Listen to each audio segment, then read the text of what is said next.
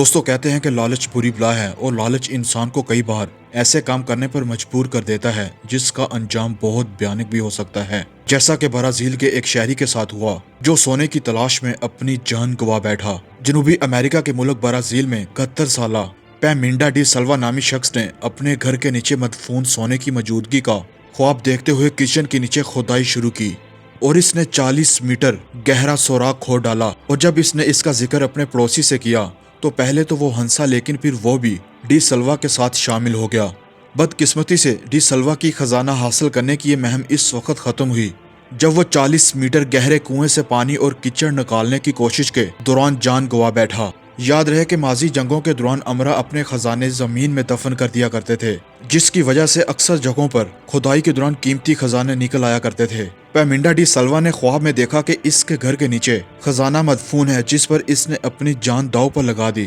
خزانہ تو نہیں ملا لیکن اس کی جان چلی گئی۔ دوستو اس لیے کہا جاتا ہے کہ لالچ بہت بری بلا ہے۔